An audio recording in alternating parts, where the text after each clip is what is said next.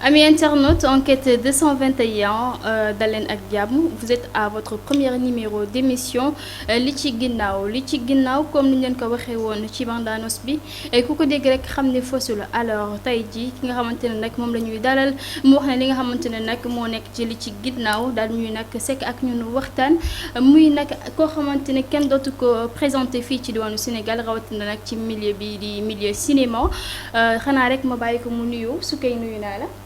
fay naa la. yaa ngi ci jàmm. maa ngi sant alhamdulilah tey ci xaaral ma bàyyi la nga nuyoo ñi nga xamante ne jamono ji ñoo lay seetaan. maa ngi nuyu ñëpp di kontaan ci invitation bi. di nuyu mbokk internet yi sama flow yi ñu may suivre. di nuyu suñu waa kër samay xarit sama yaay ak ñëpp ñuy suivre Soukeye daal. d'accord alors képp koo xamante ne yaa ngi nuyu yaa ngi rek seetaan Soukeye ñu ngi lay nuyu comme ni mu ko waxee rek képp koo xamante ne yaa ngi nuyu Soukeye itam ñu ngi lay nuyu alors Soukeye tey jii boo ñu bëggee wax kan mooy Soukeye wala kan mooy Mélanie. Soukeye de mooy nii comme ni ngeen ko gisee rek artiste la waaw ci milieu bi laa nekk. à part théâtre bi may def comme ni nga ko waxee Mélanie la Soukeye dañ koy jël tegaat ko ne parce que benn nit lay doon kii bi nu mu tudd mbubu bu ñuy sol la rek après suñu pare nañ ci. d'accord alors Soukeye tey jii xam nañ ne monde cinéma accéder si yombul tey jii mën nga ñu ñëwaatal de la manière dont nga dugg ci cinéma. cinéma nu ma ci duggee comme ni ma koy faral di waxee rek nekku woon loo xamante ne genre sama passion la. dama si duggoon noonu rek par dañ kumpa mooy loolu bi ma siy dugg nag daara moo ma ci tete daara Thiam moo li nekk ci man yëpp moo ko def si man. moo ma njëkk a génne télé moo def ci man li nekk ci man franchement aw ma fayam fu ma toog dama koy wax. d'accord naka nga xamante ak Daro. Adama Ndiaye moo tax ma xaman moom benn xale bu góor bu ñuy wax Adama Ndiaye. moo tax ma xamante ne moom moo yëkkati sama loxo yóbbu ma ba ci moom. mën naa ne lépp moom la ndax su du woon moom mën naa bañ a xam Dambe ak ñoom Killa ñoom César ñoom Junior booy daal. d'accord alors tey boo ñuy defal sa biographie ci cinéma ban année nga commencé dugg et boobu yaa ngi amoon ñaata at. man cinéma bi 2020 laa ci dugg maa ngi am boobu ay 18 ans si laa si dugg boobu ba léegi maa ngi si. franchement bi ma siy dugg nag comme li ma la waxee nekku woon sama passion bi ma si duggee ba tey gisuma ci regret awma ci benn regret. d'accord franchement. alors Mélanie wala Soukeye tey jii bi nga xamee ne ku wax cinéma jamono ji dañ koy bannir ndax nag rôle yu bëri yoo xamante ne xale jigéen ñi ñu ngi koy interpréter di sol ay lingettes wala sax ay chemise de nuit yoo xamante ne dafay doy waar tey jii yow ku la bëggoon jël fay la xaalis di la jouer loo yenn rôle yi est-ce que di nga ko nangu.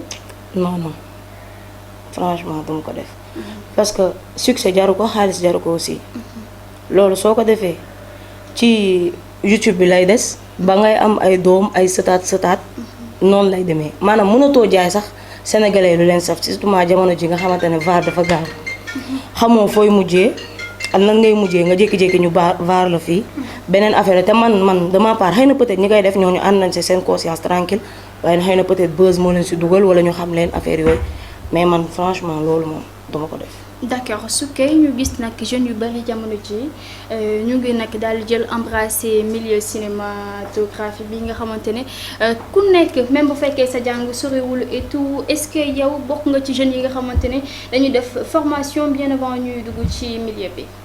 waaw comme ni ma la koy waxee Daaw Thiam moo ñu encadré woon. man bi ma siy dugg fa nañ doon dem ñuy répéter. dina ci man moo ko def ci man munuma dara ba tey damay jàng te ku may jox conseil aussi dama lay déglu mais xam naa même su dee si tuuti ci aar moom ci man franchement. d'accord alors sa morom yi nga xamante ne bëgg nañu bëgg nañu dugg ci milieu bi tey ci lan nga leen di wax est-ce que jar na milieu bi jar na ñu bàyyi seen jàng dem ci ay répétition wala est-ce que répétition bi mën nañ ko alterner avec les études. am na ñuy wax aar fayul de wax dëgg fa ne yàlla. mais aar loo ko jox rek moom la lay delloo.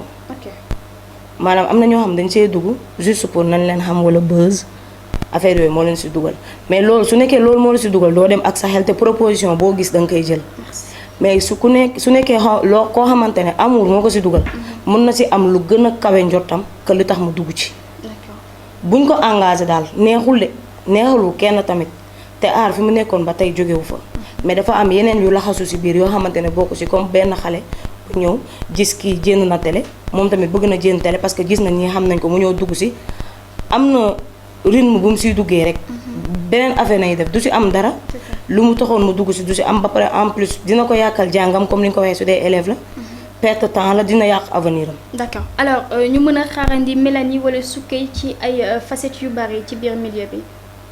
waaw facettes yu bari mun nañ ma see xaar man daal maa ngi nii sama label laa nekk te fu ma toog moom laay ndamoo parce que yàgg naa jouer du ma ne kenn xamuma am na ñu ma xamoon am na ñu ma xamul mais mun naa ne ci sama carrière sama personnage Soukeye bi moo si gën a percé kon loolu sama label laa koy sant Yes Dakar te fu ma toog dama koy wax keneen ku ma ñëw fay ma lu jar ma dem tourneel ko su boobaa tamit am naa fa ay kilifa dinaa waxtaan ak ñoom soxla seen conseil dem tourneel leen te du rôle yëpp laay tourné. d'accord alors Soukeye tey jii ñu xamee la ci Yes Dakar nga joué fa rôle bi nga xamante ne moo nekk rôle femme de ménage tey jii lan moo la poussé à ce que nga jël est-ce que mën nga revenir un peu ci rôle bi nga xamante ne joué nga ko ci série Mariama. genre man dew ma casting mosuma dem casting ñoom ñoo ma woo ñoo ma soxla sama benn xarit sama góor César ma koy nuyuwaale de passage moom na gisoon ñu soxla personnage boobu mu proposé leen parce que rôle boobu mosuma ko joué ay rôle li ma joué woon reewoo leen sax rôle bandi su dee ko war booy ay rôle njaago yeneen rôle nañ ma doon joué mais bu ñu ma contacté Prince moo ma contacté ne ma waaw am na rôle bu ñu bëgg nga joué ñu rôle bi lii ak lii lay demee man artiste la su dee rôle boo xamante ne su ma ko defee benn sénégalais du ma si mere suñu waa kër duñu ma si mere te gisuma ko benn inconvénient dama koy def parce que femme de ménage tamit dara bi ñu ma ko joxee man jàpp naa ni boog assuré naa rôle bi. d'accord mais ci biir rôle femme de ménage boobu noonu ban jàngat nga ci def wala ban séquence moo la ci gën a marqué. jàngat bi ma si def comme am na femme de ménage yu mel noonu nag mais sama bos moom dafa ëpp ñëw di xëccoot sa patron far mais dama ko doon wan ni rek comme genre que moom am na jëkkëram man mi amul jëkkër man la gën a mun a jaral asamaan moom mu amul jëkkër du maanaam dañ ciy jàngal ñeneen ñi nga xamante ne ñoo si yor ndax conséquence bu ko si mun a fekk moom mi yor jëkkëram gisuma si tamit benn inconvénient rôle bi ma si gën a touché moom mooy jour bi may joué bi ma pettee sama doom bi mais jour bi may jooy boobu moo ma si gën a touché franchement. d'accord à part sa vie professionnelle maanaam ci li nga xamante ne moom ngay dund ci sa liggéey et tout est-ce que mën nga ñu wax tuuti ci sa vie Soukeye. sama vie man maa ngi nii de nit ku simple laa ci ñi ma xam waxuma nag ñi nga xamante ne genre ci écran bi nañ may gis nii si ñu ma xam nit ku simple laa waaw. d'accord am na ñuy wax nag ku réew laa mais man gisuma loolu si man xale yi aussi ñooy sama xarit ak góor ñi. ñoo ma mën a yàggal fu ma nekk. d'accord Soukeye à part li nga xamante ne mooy rôle yi ngay joué est-ce que mës nga dund loo xamante ne sa àdduna dootoo ko fàtte. ma dund sama àdduna lu ma dul fàtte. bari na de. d'accord dans les relations amicales est-ce que mës nga ko dund. sa diggante ak sa copain wala ta vie en fait parle-nous de toi. man nag wax dëgg fa ne yàlla lu ma gaaw a comme métti comme si diggante ay xarit ay copains yooyu yombul. parce que à chaque fois su may xamante nit wala may dugg si moom damay jàpp ni ànduñu dañoo xëy xamante. jour mun na jot ma def la lu la metti lu tax nga bàyyi ma wala yow nga def ma lu ma metti lu tax ma bàyyi la donc kon genre relation yooyu pour nit dina ma si def lu ma metti mais pas mu may metti au fond. parce que damay jàpp ni yàlla dogaloo ñu xamante rek après dañuy bàyyante ku nekk dem à part loolu leen dong moo may touché. ci sama vie teel ñàkk bi ma ñàkk sama papa à part loolu man ça va. d'accord au fait sa papa dafa teel a génn àdduna. D'accord, je vais pas revenir sur lolo parce que peut-être mën na la perturber et autres, mais je vais parler de toi étant citoyenne ci dëkk bi jamono ji nga xamante ne réew mi yëngu na ku ci nekk nag di ràcc di jëmale sa boor tey ji nga nekk citoyenne boo xamante ne am nga devoir citoyen boo xamante ne moo la doon xaar keroog dimanche bi ñu génn tey ci ak situation bi réew bi rek nekkee nga nekk porteur de voix wala porteuse de voix autant pour moi yan kàddu rek nga ci mën a yëkkati. man de pour bañ cee sori. yoruma carte d'identité demuma meeting demuma manifestation duma sax seetaan su fii doon toj suñu kër duma fa génn. dëgg rek laay wax. d'accord dëgg ngay wax ci dëgg boobu dama lay nangul sa dëgg bi nga wax mais xam nga tey jii dañuy soxla les influenceurs les acteurs les personnes yi nga xamante ne dañ leen xam ci showbiz bi des fois bu réew mi di yëngu ñu mën ci génn daal ci def ay intervention daf koy laaj parce que tey jii man mënuma ne dama bëgg Soukeye ba pare après réew mi di yëngu gisuma Soukeye man ma génn en fait c'est honteux de ma part. leen de laay wax. man moom laay digal sama bopp moom laay digal keneen ku bëgg jàmm ci boppam. yaa moom sa carte d'identité ku la neex moom ngay voté jarul xuloo jarul xeex heure vote su jotee nga dem voté ji soo paree nga dem tëddaat sa kër jarul manifester ji nga ñu tax ngeen ñuy manifester di génn. kuñ koy waxee ma xaw ma Macky Sall la tudd ak keneen ki Sonko jaruñu ko ku ci falu daf lay fàtte te du la defal loo xamante ne maanaam soo fi deewee say mbokk ñooy ñàkk. soo fi su la fi leneen dalee aussi yow yaa koy yëg. donc kon sa carte d'identité yaa ko moom am nga droit faral ku la neex loolu kenn bañu ko. ku la ci neex nga dem faral ko soo paree dem ñibbi man boobu moom laa jox soo toog seen kër gënul yomb. waaw d'accord waaye léegi tey jii réew mi a ngi jëngu xam nga lan moo ko yëngal Soukeye. ñu ne carrément benn kilifa dafa violé koo xamante ne c'est une fillette de 16 ans tey nga nekk jigéen tey ci histoire boobu noonu bi nga ko déggee peut-être wala ñàkkul ne dégg nga koo xamante ne mës na violé benn xale lan la def. kan moo def loolu. loolu kañ la.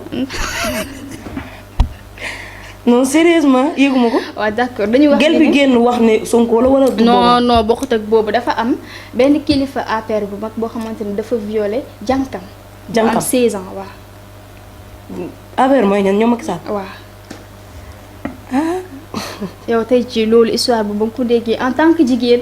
ak moroomu jigéenam wala jigéen boo xamante ne au moins tey ci xaar nga bés bu rafet pour nga jébal sa bopp ki nga gën a bëgg tey ci li nga xamante ne moo gën a cher ci yow bu ko kenn jëlee. franchement nag Black Apart yu ma ko woon. billaahi barke Serigne Touba. mais loolu moom neexul kenn parce que su dee jigéen ñi nga xamante ñoo ngi ànd seen xel laa wax. ñi nga xamante ne ñoom am na lu ñu bëgg ci seen vie. xam nañ ni loolu lépp lu ñu am ci àdduna loolu moo gën a cher ci ñoom. loolu ñëpp xam nañ ko.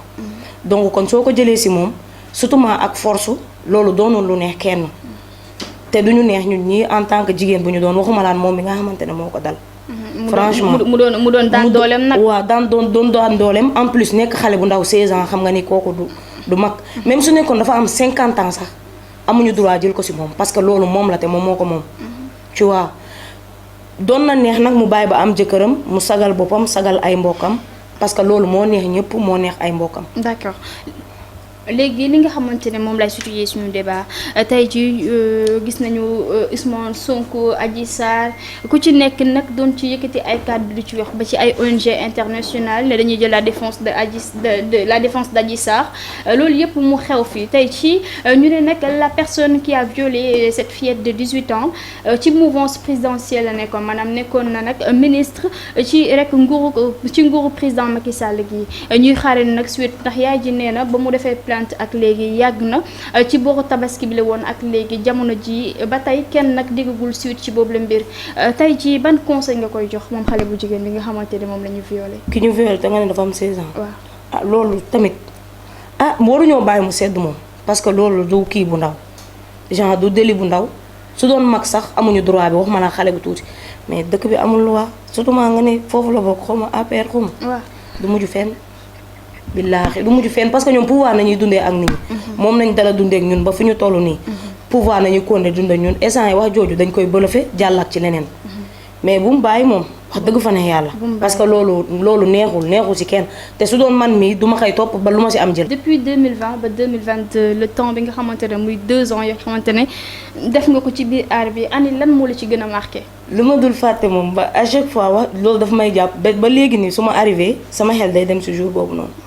mooy genre première fois bi may njëkk génn télé ñu woo ma téléphone yow la ma ne du man parce que bu may dugg si tàgguma kenn.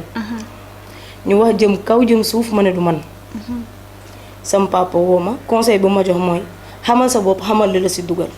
sama yaay au début nanguwul woo ma mais à la fin bu ma xamee ni genre bëgg naa nangu na à première fois bu ma njëkkee toog benn gel woo ma téléphone si numéro expresso. duma ko mos a fàtte ne ma allo ma ne ko allo mu ne ma kooku la Rose ma ne ko waaw mu ne ma ay yow Rose dama laa bëgg jour ma sànni sama téléphone di yuuxu parce que di nga dajante nit mu ne kii dafa ma neex mais c'était la première fois nit woo ma. di ma wax dama laa bëgg ay yow danga maa neex. après ma toog ma ne man lan laa yor man maanaam lu extraordinaire wala lu grandiose ba nit di ma wax dama laa bëgg ba léegi nii su ma arrivé man su ma nit waxee loolu wala kaa ñu snap wala kaa ñu photo ça me met mal à l'aise parce que damay naan nit ñi lan nañu gis si man. bay wax na ñoom photo wala affaire yooyu. d'accord tey ci boo ma mënee wax est-ce que mës nga dund benn niñ koy waxatee sax loo xamante ne ay proposition yoo xamante ne doonul loo xamante ne bokk na ci seen liggéey ay chantage wala nu ñu mel est-ce que mës nga ko dund.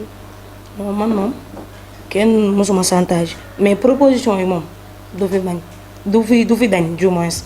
genre parce que soo toogoon di wax ñii ak ñii ak ñii ñoo ma ko def du fi jeex parce que ay kilifa yi nga xamante ne ay magum jëm yow. seen rakk-rakkaat mun wala mun nga ne sax seen doom ñoo lay proposer du n'importe quoi di la wax ay ñëwal casting am na fii wala lii man nag bu ma duggee ci aar ba tey damay naan man lu ma war a def li ma fu ma war a bokk dama ciy bokk projet bu ma war a jouer dama ciy jouer su ma warul jouer ci projet bi duma ci bokk man noonu la xel boobu laay demee moo tax à chaque fois damay noppalu ko que sama xarit wala sama àndandoo wala koo xam ñu ñaar bokk nañ di liggéey su jógee si foofu sax bokk ci projet bu gën a mag damay jàpp ne xëy na projet boobu moom la sentir moo tax ñu jël ko si man heure bu ñu ma sentiree si projet bi dinaa ko jël parce que Mariama bu muy débuté ñi si bokk ñëpp man ñoom ñoo bokk fi ñu nekkoon. du début ba fin wu première saison bi si nañ ma si doog a woo kon si laa si waroon a bokk moo tax ma joué ci. joué naa si ba deuxième saison bi si la ma nit ñi di doog a remarqué donc kon instant boobu la waroon a ñëw man noonu rek laa ko jàppee. d'accord à part li nga xamante ne moom ngay wane devant le petit écran à part li nga xamante ne moom ngay dund ci sa kër est-ce que amul leneen loo xamante ne mu ngi ci ginnaaw Mélanie. man lu ne sama ginnaaw déedéet. man maa ngi nii. su ma génnee amul benn moment bu triste boo xamante ne à part la perte de ton père bien sûr parce que bëgguma ci ñëwaat. am na loo xamante ne dund nga ko du ñàkk loo xamante ne métti na la lool ci sa dund.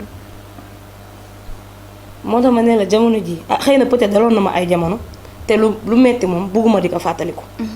à part man jamono ji nii dara mettiwuma maa ngi gis sama yaay maa ngi gis sama grande sœur sama grand frère ñu may soutenir. am famille bu am compréhension bu ma comprendre aussi waaw bu may digal lu baax di ma soutenir donc leneen lu nekk ci ginnaaw pour nit def ma lu ma metti comme lu ma la waxee sànq rek. du yomb xanaa à part critique bi nit ñi di def ci réseau yi. nit di la critiquer sans autant que mu xam la genre ci li ngay génn ak li ngay jouer wala ci li ngay solo loolu lay basé wu pour di la critiquer wala di la waxal loo xamante ne yow xam nga ne loolu du sa jikko à part loolu te loolu mënuma ko bañ parce que man maa choisir nekk artiste maa choisir nekk ci milieu bi des fois nga gis nit ku dugg sa commentaire di la wax caga nga nit ku dugg sa commentaire di la wax dangaa réew dangaa insolente dangaa le non si mis à part tout ça Mélanie dafa am doom dafa am jëkkër. elle est célibataire. waaw célibataire bu mag laa. aw ma jëkkër aw ma doom aw ma kenn ku may perturber wala mu may déranger. sérieusement. waaw am naa koo xamante ne moom moo ngi fi. il est toujours là pour moi franchement comprendre na ma su ko neexoon comme lu nit ñi di wax moom mën na jàppul loolu. d'accord comprendre na ma damay conseiller. comme ñuy wax Mélanie cagala genre dafa réew elle est insolente tout ça. surtout ma TikTok. ñoom moom dañuy abuser mais man à chaque fois dama koy wax man du ma tiktokeuse. artiste la TikTok dama fay dugg juste pour passer du bon temps. d'accord mais nit ñi dañuy dugg des fois di dugg sa commentaire yi di wax di n'importe quoi mais man nice man. et cette personne là artiste la chanteur la comédien la fan la bokk moom. man artiste waaw mën nañu artiste comédien parce que Sénégal loolu moo fi am. artiste comédien téléfilm waaw. ma ne artiste laa daal. Mélanie. ndax moom mii topp sa ginnaaw ki jàmm sa di tax maanaam ndax ki jàmm sa di tax moom artiste la wala daal wala. non artiste du dara. du dara waaw sama artiste la man mais du dara. man la doon sama artiste. dinañ topp kaa bi de. waaw nañ topp kaa bi. dinañ topp kaa bi de. baax na fi nga ko waxee woon ci biir enquête 221 mu nekk nag ki nga xamante ne dootuñ ko présenté fii ci diwaanu Sénégal Mélanie wala nag Soukey bu série Mariama moom lañ daloon tey sekk ak moom waxtaan mu rek partagé ak ñun les moments les plus forts de sa vie waaye mu mel ne nag pareegul ndax nanguwul wax moment bi nga xamante ne moo ko gën a marqué ci dundam alors donc parle-nous de la relation que tu avais avec ton papa. Il était comment ton papa. Sama papa bu baax la woon. ku amoon yërmande ci njabootam. koo xam ne njaboot moo ko tàddeel waaw ku bëggoon doom. franchement ku amoon compréhension aussi ku ñu prochoon la waaw suñu lépp la woon daal en tout cas. d'accord da nga doon ànd ak moom da nga doon blader ak moom da ngeen doon ànd di def lu nekk en fait ban moment boo xamante ne passé nga ko ak sa papa boo xamante ne tey ci soo ko toogee xalaat sans ton père tu as mal. non genre sama yaay laa gënoon a nekkal nag. parce que moom sama yaay dañoo divorcé woon. ok sama yaay laa gënoon a nekkal aussi ma amoon tamit mun naa ne. moom bu papa jógee fii ba léegi moo ñuy féete papa fu mu ñu féete woon. avant papa di fi jógee sax man boog féete na ma ak sama mag yeeg sama rakk yi féete woon nañu foo xam ne. papa féete woon nañu ku baax papa Bira. koo xamante ne mosuñu jooy papa bu fi papa di nekk sax waxuma laa bu fi papa nekkulee.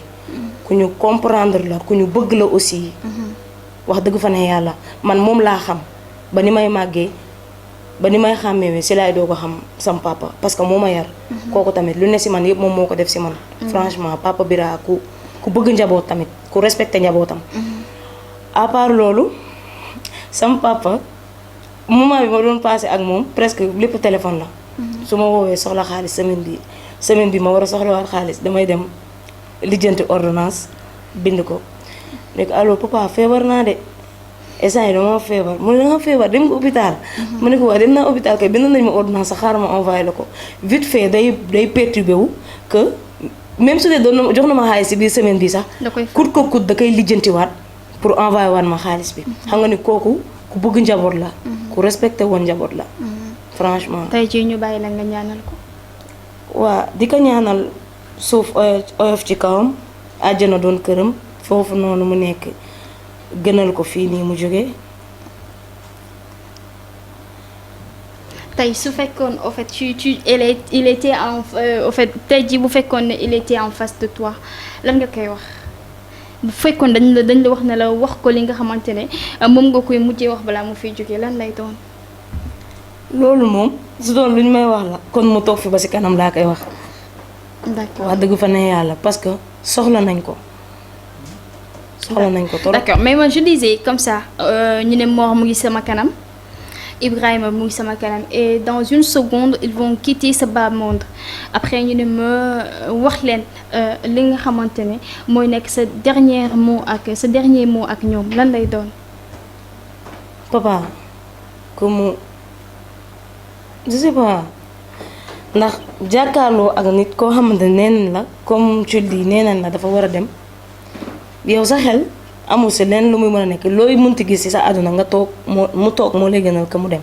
mais que mu baal ñu coono bi ñu ko teg bu ñu juddoo ba léegi mosuñu manqué dara mosuñu ñëwee suñu kii nii moroom du moins mosuñu xam lan mooy location di ñu jël yóbbu fii wala mu ñuy indiwaat fii wutal nañu lépp bàyyil nañu lépp balaa ñoo dem ñoo ngi sant yàlla nag. ñoo ngi sant yàlla parce que am nañ ñu tane. buñ fi jógee ba tey même su dee metti na présence am moo ñuy metti mais manqué wuñu dara lu ñu bëgg yëpp yàlla moo ñuy suturaal. franchement di ko wax mu baal ñu rek ci coono bi ñu ko teg su dee am na coono bi ñu ko teg depuis ñu judd ba léegi. mu comprendre que mënoon na toog fekkee njëriñ bi balaa moo dem. voilà comme ni ngeen ko gisee ki nga xamante ne moom la ñu dalaloon tey yéen ñëpp xam ngeen ko dootuñu leen ko présenté mu nekk Soukey bu série Mariama ñu sekkoon ak moom waxtaan boo xamante ne vraiment ça nous a fait plaisir et ñun tamit yaakaar nañ ni moom itam gis na ci boppam bu baax a baax tey jii Soukey ñu bàyyi la nga tàggu mbokku internet yu la doon seetaan. maa ngi amaat contentement ci di la ko wax ci invitation bi. di nuyu. di leen tàggu mbokk internet yi sama followers ñu may suivre ak képp kuy bëggee Soukey parce que ñooñu toujours li may wax léegi ñooñu duñ samay fans samay xarit nañ. d'accord. ñu may suivre ak ñu naan Sukay dama laa bëgg danga maa neex di jël seen temps di yàq seen connexion ndax man ñooñu samay xarit nañ. waaw di sant bu baax sama yaay di ko gërëm sama mag mami ko Amadou di sant tamit sama koo xamante ne comme yaay la si man. Aïcha Gueye. d'accord di ko sant ak samay xarit mais Sukay balaa tàggatoo bi style bi Sukay lan moo tax nga bëgg bandi lu métti. du loolu sax de. xëy na peut-être li ma fréquence bi ma am at góor ñi. moo tax parce que genre damay sol robe comme nit ñi ngi gisee dama sexy damay sol chauffesse damay sol mais Sylvie xam nga ni soo ko xoolee xam ne man la man la daal nekkul loo xam dama koy forcer en plus su ma ko solee jëmp bi fii la nekk. mooy loolu at rapport yi may fréquenté tu vois. c'est ça mooy loolu. di sant bu baax sama papa Matadi jabaram ñima sama papa El Capo Baye Niass dama bëri ay papa nag ak yeneen papa yi si des yëpp mënuma lim sama xarit yi ñoom Jibi Taxa Ablaye Kébé Karim kooku sama bébé la Rimchou kooku sama bébé la dama koy nuyu bu baax sama rappeur bi Element ñooñu maa leen di nuyu sama xarit yi daal ñoom Dikkeek ñoom Baye Thiam Góora ñëpp maa leen di nuyu ñoom Baye Sidi Bébé Laay ñoom William sama jumeau Kumba sama xarit Awa Gueye Nabou ñëpp daal maa leen di nuyu di la nuyu yow tamit aussi. d'accord di nuyu yéen ñëpp ku ma fàtte tamit nga foog ne nga xam ne xel bi moo fi kiwul. ku mu fàtte na nga ko baal. ndax moom yamul dafa ñëw rek commencé xuloo man ci suuf nan ma yow waxoo ma woon fii nga ma waxoon. na ko bu ñu xuloo. nuyu naa ñëpp daal en tout cas. d'accord.